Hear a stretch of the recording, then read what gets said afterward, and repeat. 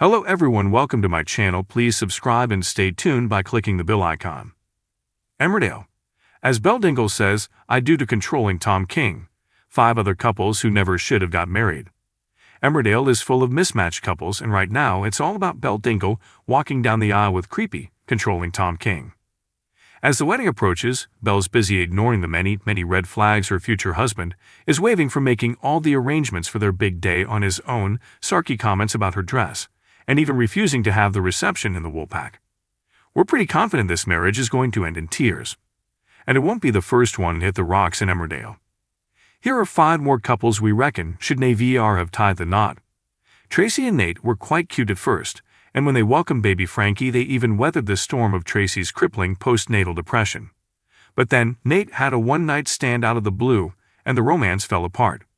Tracy went off to start a new life without her man, and even met someone else. Until she and Nate rekindled their relationship secretly and got married. Clearly this was an enormous mistake though, because they'd not even made it to their first anniversary, and Tracy's already embarked on a torrid affair with Nate's uncle Caleb, and called time on the whole thing. Remember when Rona and Patty were married, and he cheated on her with Leo's classroom assistant, Tess Harris. And then Tess died, and the whole thing got really complicated when, after Rona and Patty split, she got together with Tess's ex-husband, Pierce. Yes, that didn't sound like a wise plan from the start, did it? And Pierce soon showed his true abusive colors. In a horrific twist to the story, he raped Rona on their wedding day.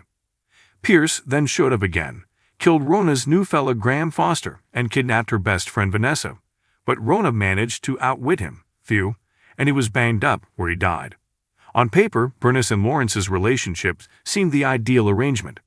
Yes, Lawrence was struggling with his sexuality, and yes, Bernice didn't love him, but it worked for them both.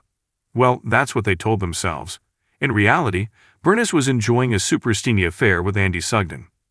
When she found out the truth about Lawrence, thanks to his old flame Ronnie, Bernice stole a digger and destroyed the mill. You know what they say about a woman scorned? We reckon this has to be Emmerdale's shortest marriage. Chas tied the knot with Dan Spencer after a whirlwind romance. She was on the rebound after splitting from her secret lover, Cameron Murray, who was with Debbie Dingle at the time. Chas and Dan got married, but Chas's heart wasn't in it. Meanwhile, her evil ex, Carl King, was out for revenge and was growing increasingly obsessed with Chas. He found photos on Chas's phone of her and Cameron and vowed to tell Debbie everything unless Chas and Cameron coughed up. Then he did an about-turn and begged Chas to run away with him. On Chas's wedding day, she agreed to leave with Carl, while planning to escape alone. She almost got away with it, but Carl stopped her and then attempted to rape her. Chas whacked him over the head and thought she'd killed him. In fact, she even went to prison for a while. But it turned out the real killer was Cameron.